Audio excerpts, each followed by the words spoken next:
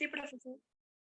Ok, perfecto. Entonces vamos a dar continuidad a la segunda parte de la clase. Estábamos hablando en ese decreto precisamente de qué, de este procedimiento que corresponde al ARI. El ARI entonces, ¿qué era? Era un formato que nosotros debemos suministrarle a quién, a todos nuestros trabajadores que tengan más de 1.000 unidades tributarias de ingresos anuales. Eso es correcto. Habíamos sacado la cuenta de ese artículo 2 y habíamos dicho que toda persona que ganara en este momento más de 20 bolívares para hoy, 18 de noviembre del año 2021, tendría que hacerse el procedimiento de ARI. Y les estaba mencionando en ese primer lote de la clase, en esa primera parte de la clase, que estaban obligados entonces a realizar ese procedimiento de retención del 34% y cada vez que si era una persona no residente y cada vez que se aumentara el salario, estábamos obligados a volver a hacer este formato y estoy enviándoles esto que está en la pantalla compartida, lo ven que es un formato que está en Excel, eso se los acabo de ver, de enviar en dónde, en el grupo de Telegram. ¿Para qué? Para que vean entonces cómo se hace ese procedimiento o cómo se hace ese formato. Vamos a empezar a ver qué dice allí, dice determinación del porcentaje de renta, de impuestos sobre la renta, vamos a tener el nombre del contribuyente, el nombre que sea, el número de cédula de identidad, el número de RIF del contribuyente, vamos a tener las distintas empresas, si me van siguiendo allí donde trabajan las distintas empresas, las voy a colocar en amarillo, ¿sí me siguen en la pantalla o no? Sí. ¿Sí? Ok, vamos entonces colocando allí. Ojo, puede que una persona sea bajo relación de dependencia, ojo, en distintas empresas, trabaje medio día en una y medio día en otra. Entonces, A trabaja en la empresa fulana de tal y B trabaja en una siguiente empresa, ¿ok? Pero puede ser que trabaje en más de una empresa bajo razón de dependencia. Un ejemplo, ¿quién podría ser?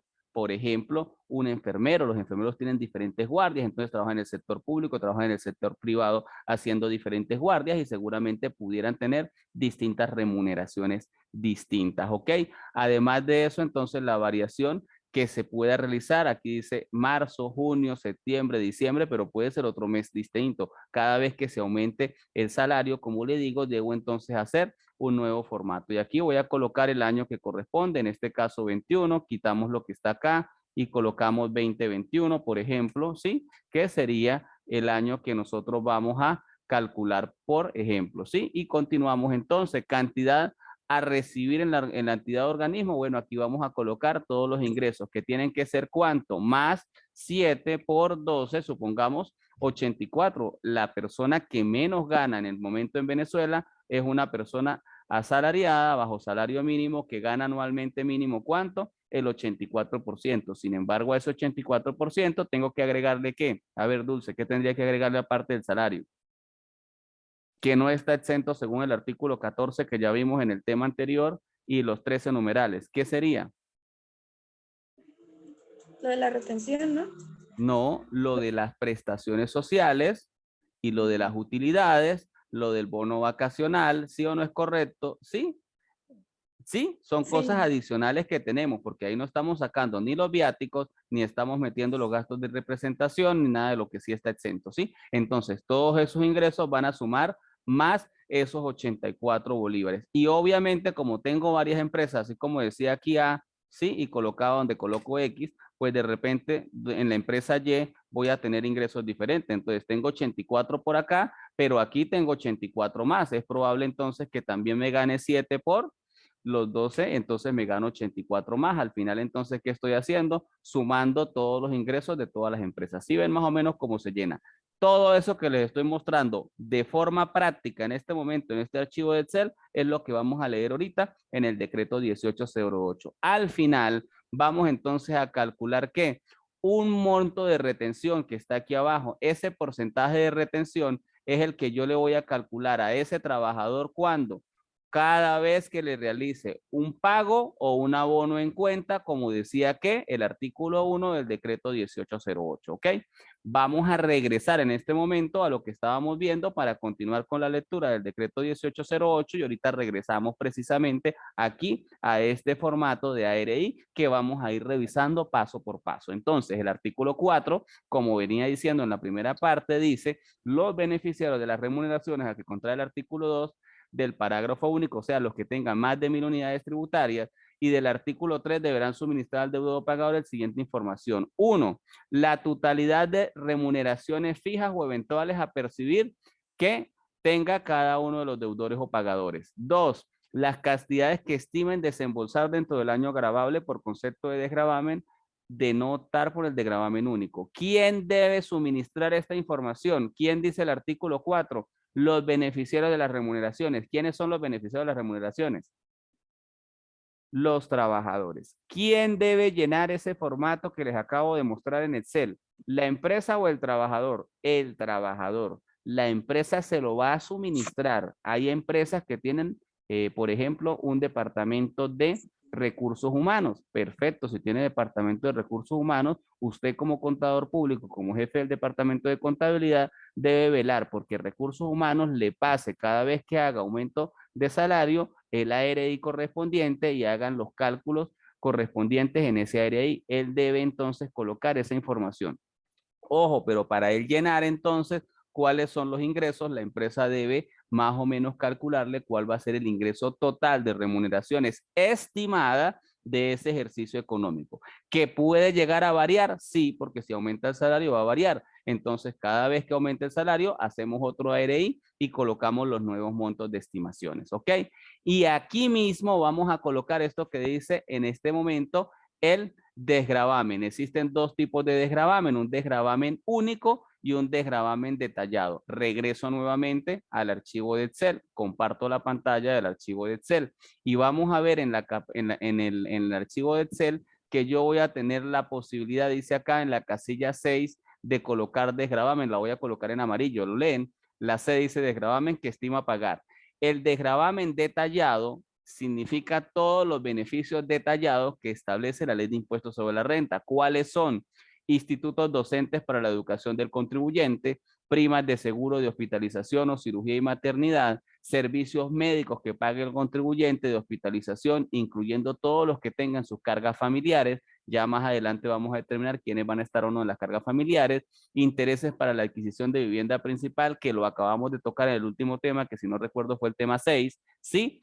Y al final vamos a sumar toda esa condición. Ahora, si él no me dice nada de eso, pues sencillamente va a ser considerado el de gravamen único, que son 774 unidades tributarias. ¿Quién me debe decir cuáles son las estimaciones de esos gastos por de gravamen único? El trabajador. Él sabe si tiene a su esposa embarazada y hay que pagar una cirugía de maternidad. Él sabe si tuvo que pagar unos gastos odontológicos de sus hijos. Él sabe cuáles son los gastos que tiene en estimaciones. Si él suministra esa información, su proceso de retención disminuye. Si él no suministra esa información, pues sencillamente va a aumentar ese porcentaje de retención. Es probable entonces que un trabajador gane lo mismo, los mismos 84 bolívares anuales, según el salario mínimo, pero que tenga porcentajes de retención diferentes. ¿Por qué? Porque un trabajador suministró los gastos estimados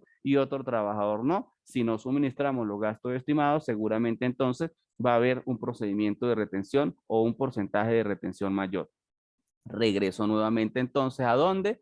A la pantalla compartida de el decreto 1808 y continúa diciendo, 4. El número de personas por constituir cargas familiares que le dan derecho a rebajas de impuestos. Todos los contribuyentes tienen el derecho de establecer quiénes son sus cargas familiares. ¿Quiénes serán cargas familiares? Su esposa, además de eso, sus hijos, siempre y cuando sean menores de 21 años y estén estudiando, que es la condición. Si tenemos algún muchacho que está bajo la figura de condición especial, con síndrome de Down, en fin, con alguna enfermedad que le acredite esa condición especial, entonces siempre y cuando tenga esa condición va a ser de por vida, no importa la edad, para que sea catalogado como rebaja personal. Esas rebajas personales hay que acreditarlas ante el fisco y obviamente la afiliación que se tenga, si es la esposa o si es los hijos. Recordemos que en Venezuela no se requiere estar casado para que se reconozca la condición de el concubinato, ¿sí? O lo que llamamos jurídicamente la unión estable de hecho. Eso quiere decir que si nosotros tenemos esa figura, podríamos entonces acreditar la rebaja personal. Ahora, lo que no se puede es, si ambos cónyuges declaran, el uno colocar como rebaja personal al otro y el otro viceversa. ¿Por qué? Porque eso es ilícito. Se debe colocar únicamente si uno solo de los dos es el que tiene más de 1.000 unidades tributarias y está obligado a declarar. Sin embargo, este tema de las cargas familiares lo vamos a seguir en la lectura cuando continuemos con el tema de la ley de impuestos sobre la renta. El numeral 5. Profe, Sí, dígame, Natalie. una pregunta y disculpe, este tema, eso que estamos viendo también va para la exposición del sábado. Eso forma parte del tema 5 que no lo había dado porque pues obviamente pasé al tema 6 de una vez con el tema de vivienda principal porque quería que hubiéramos vivienda principal por el tema de los desgravámenes, pero sí forma parte del tema 5, sí es correcto, está en el temario. Ah, ok, profe, gracias. Pero, o sea, va para la exposición porque es que la No creo exposición era porque no hasta lo el vamos tema. a terminar de aquí al sábado. Ah, bueno, profe. ¿Vale? Está bien. ¿Están Sí, asustados con las actividades acumulativas? un poquito.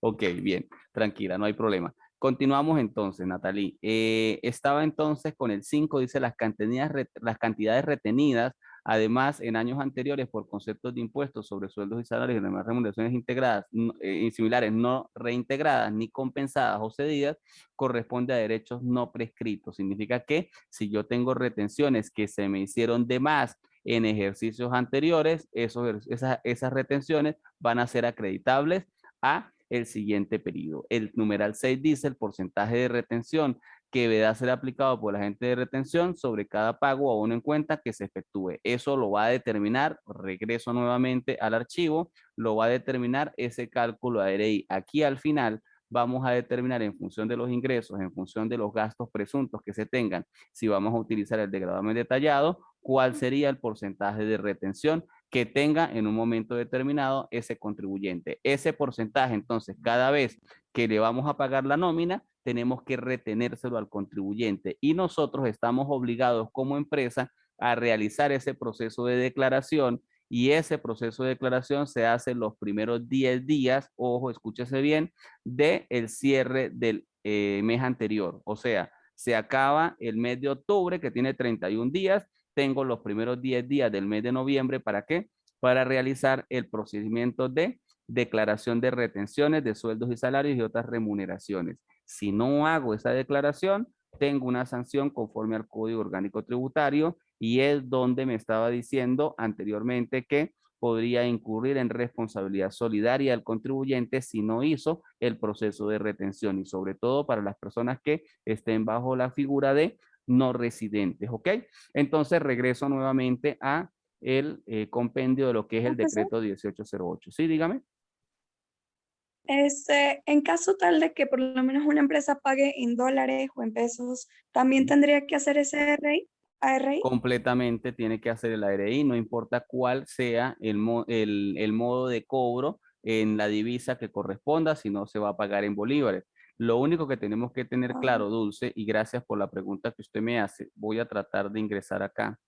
Dame un segundo, voy a compartir la pantalla, uso compartido de pantalla, no sé si se lo había mostrado, voy a ingresar aquí a la pantalla de internet, vamos a abrir una viñeta, colocamos aquí Banco Central de Venezuela, sí está compartida la pantalla en internet, ¿verdad? no, ahora sí. No, Ahora sí. profe.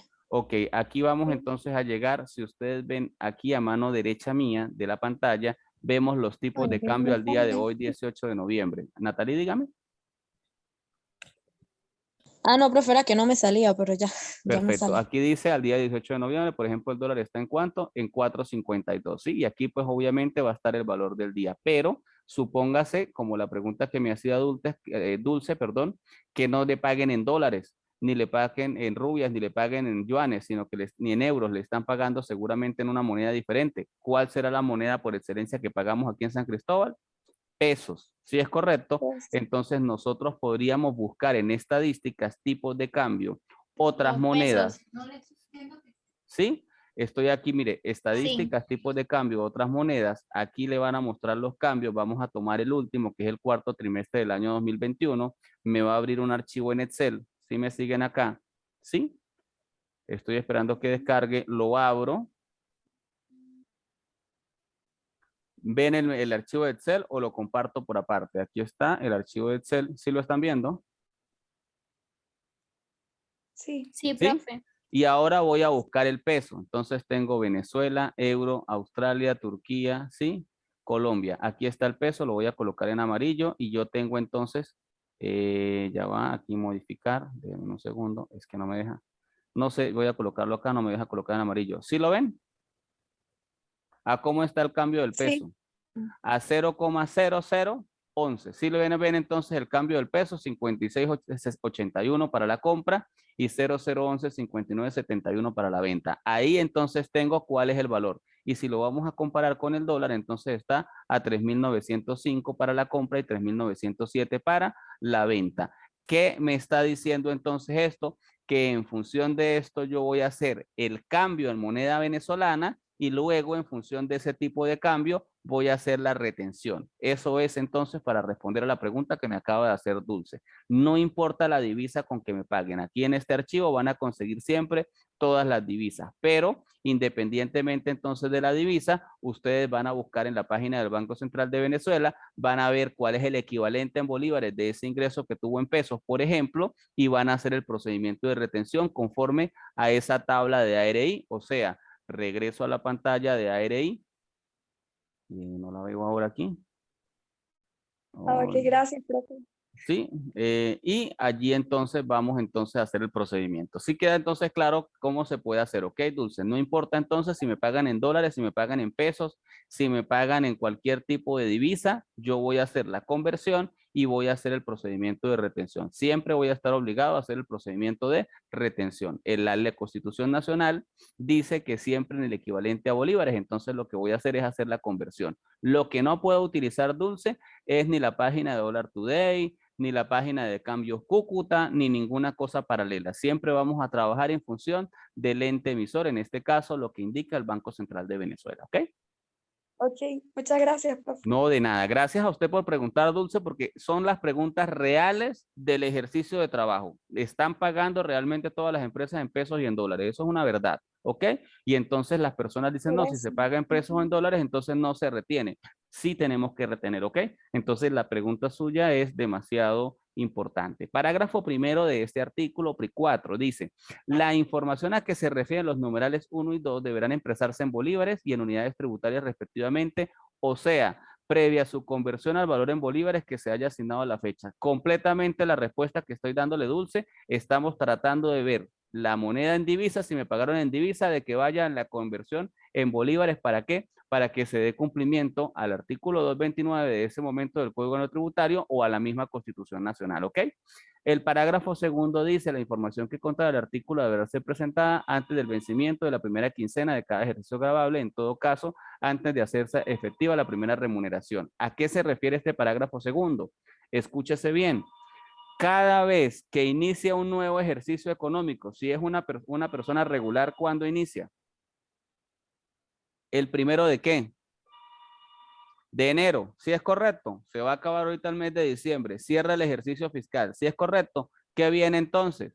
Un nuevo ejercicio. ¿Cuándo empieza? El 1 de enero. Si es el 1 de enero que empieza ese ejercicio, significa que yo tengo cuántos días para que el trabajador me llene la ARI, según el parágrafo segundo del artículo 4, los primeros 15 días, la primera quincena. Si en un mes cualquiera del año se sube el salario, ¿cuánto tengo después de ser presentada ese aumento de salario? 15 días. ¿Para qué? Para realizar ¿qué? Ese proceso de estimación de cálculo de retención de ARI. Significa que el trabajador debe suministrar esa planilla y debe firmar esa planilla, ¿ok? ¿Dudas? Ok, ¿Vamos bien?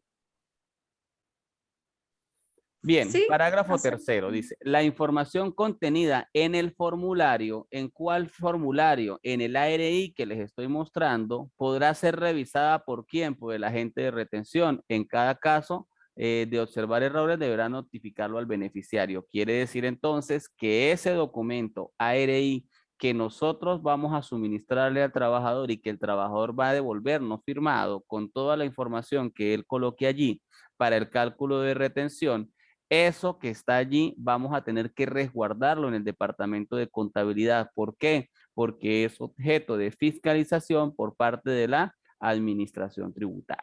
¿Ok? Continuamos entonces con el artículo 5. Dice, a los fines de la determinación del porcentaje de retención del impuesto aplicable sobre cada pago o abono en cuenta, los beneficiarios a que se contrae el artículo 2 y el parágrafo primero del artículo 3 del reglamento, estos deberán seguir el procedimiento siguiente. Ojo, primer literal del artículo 5.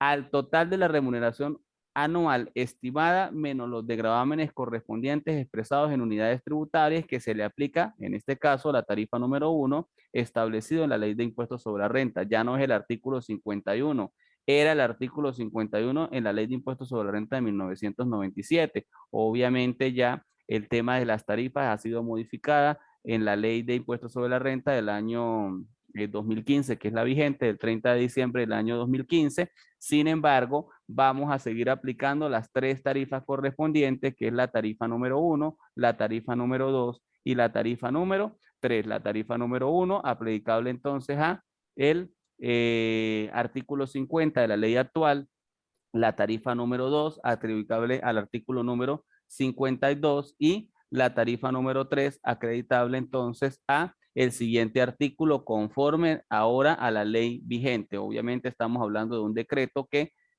fue emitido en el año de 1997. Ojo, esto que está aquí no es otra cosa. Vamos a buscar de nuevo el ARI, que no, ahora no lo veo, no sé por qué no me aparece acá. ARI de impuestos sobre la renta. Mostrar ARI, compartir. No. Aquí está, compartir. Lo que me está diciendo este artículo 5 es, voy a colocar aquí todos los ingresos, ¿sí? Que corresponden y a eso le voy a restar, ¿qué? Todos los de gravamen. Por ejemplo, esos de gravámenes pueden ser, en líneas generales, 20 bolívares, 5 bolívares, 1 bolívar, 2 bolívares, 26 bolívares. Vamos a colocar aquí el total valor de la unidad tributaria, 0,02, que es lo que va a la unidad tributaria. Vamos a agregar aquí que coloquemos más decimales, porque si no ni siquiera me los tomo. Vamos a colocar 2 decimales, 0,02. Y ya empezamos a ver que empezamos a restar total de desgravámenes. Entonces vamos a colocar el monto de los totales de gravámenes, valor de la unidad tributaria 0,02. Volvemos a colocar aquí que esto sea en separadores de miles y que tenga en este caso. Y empezamos a ver más o menos cómo empiezan a variar los porcentajes de retención acreditables. Obviamente, entre menos desgravámenes yo tenga, pues obviamente el porcentaje de retención va a variar, ¿ok? Y allí entonces esa es la explicación técnica que me está dando la ley o el decreto de la ley de impuestos sobre la renta. Seguimos entonces, dice el numeral 2 del artículo 5, dice el resultado conforme al numeral anterior, se le restan 10 unidades tributarias por concepto de rebajas personales al multiplicar 10 unidades tributarias por el número de cargas familiares. Recordemos que habíamos hablado que las cargas familiares tienen que ver con con la rebaja personal de la esposa o el esposo y las rebajas personales de los hijos, siempre y cuando esos hijos sean hasta 21 años y estén estudiando, que son las condiciones que establece la ley. Si regresamos nuevamente a la RI, vamos a colocar allí, luego de los ingresos, vamos a tener entonces la cantidad de remuneraciones estimadas, valor de unidad tributaria, vamos a colocar los desgravámenes, pero también vamos a colocar allí la cantidad de rebajas personales que correspondan para ese periodo. La cantidad de rebajas personales es abierta. Si usted tiene 20 hijos, pues colocará 10 unidades tributarias por cada hijo. Si tiene un solo hijo, pues colocará las 10 unidades tributarias del único hijo que tenga. Y si no tiene hijos, pues no tendrá entonces rebajas personales. Ahora, otra cosa que olvidaba es en las rebajas personales, en las cargas familiares, perdón, también vamos a agregar allí lo que corresponde a los padres, siempre y cuando los padres no declaren por separado. Si los padres no declaran por separados y están a cuenta del contribuyente, significa entonces que tiene la posibilidad de colocar eso como carga personal, como carga familiar. La diferencia entre carga familiar y rebaja personal, la aclaro, es la carga familiar tiene que ver con la esposa, los hijos o los padres. Y la rebaja personal son las 10 unidades tributarias acreditables a el contribuyente. Él tiene derecho a restar 10 unidades tributarias como contribuyente. El numeral 3 del artículo 5 dice el resultado obtenido en el numeral anterior se multiplica por 100 y el producto se divide entre el total de remuneraciones anuales estimadas expresadas en unidades tributarias. El resultado así obtenido es el porcentaje de retención. Eso más o menos que está allí es lo que yo les estoy suministrando ya formulado en ese documentico de Excel que les envié a través de el grupo de Telegram para que lo vayan trabajando en el momento de que corresponda realizar los procedimientos de retenciones. Más adelante, que adelantemos un poco más el contexto de la ley de impuestos sobre la renta, pues vamos a poder hacer de repente un ejercicio práctico calculando cada uno de ustedes ese proceso con ese formato que les envío. El artículo 6 entonces dice, cuando el beneficiario no cumpla con la obligación de notificar al deudor o pagador el porcentaje de retención, ¿sí, Levi? Dígame. Usted me decía que la carga familiar es con respecto a la familia, la esposa, los hijos y el padre.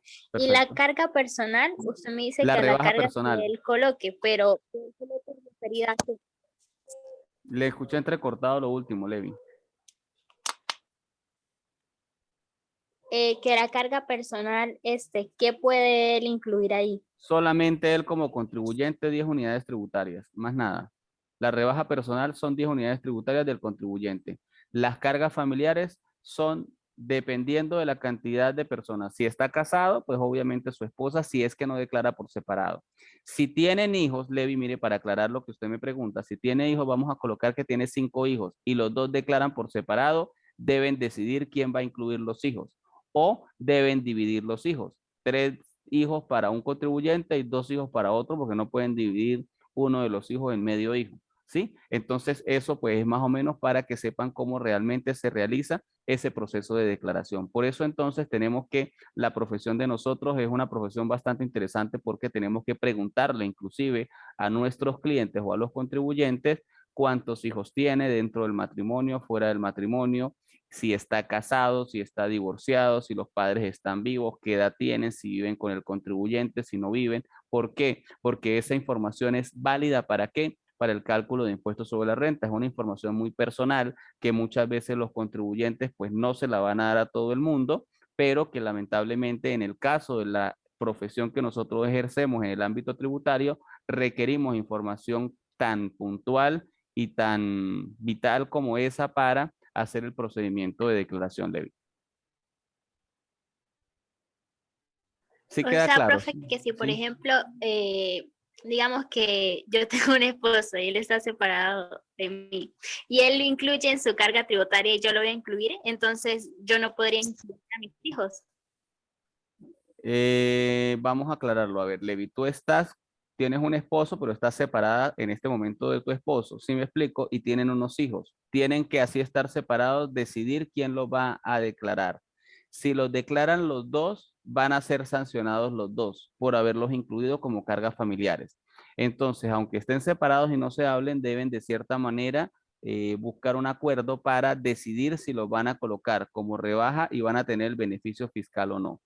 Es preferible muchas veces que cualquiera de los contribuyentes decida no meterlo, ¿sí? Sabiendo que el otro los va a meter sí o sí. ¿Por qué? Porque se va a ganar de cierta manera una sanción. Si usted lo mete por cada carga familiar que usted meta, recordemos que la multa mínima son 100 euros. Si son 2 hijos o 3 hijos, estamos hablando que va a tener 300 euros de sanción. Es preferible no meterlos que pagar los 300 euros de sanción, Levi. Ah, entiendo, profe. Sí, O más sea o que menos está claro. Ojo, y sí, mire lo interesante de lo que usted me plantea, porque tenemos que saber, inclusive si están separados, si viven juntos y tienen problemas casi que o no, aunque no nos importara eso, pero para poder hacer la declaración tenemos que conocer información puntual como esa, porque si no, lamentablemente, podríamos como cometer un error y generarle entonces a ese contribuyente un proceso sancionatorio que no es lo correcto. ¿Sí? ¿Alguna duda adicional? no, Bien, profe, esa y ya la. esa y ya. Tengo 3 personas en clase. Eso es grave. Son las 12:38. Voy a dejar entonces la clase hasta este momento, pero quiero preguntar, ¿hay dudas sobre sobre la actividad que deben entregar acumulativa?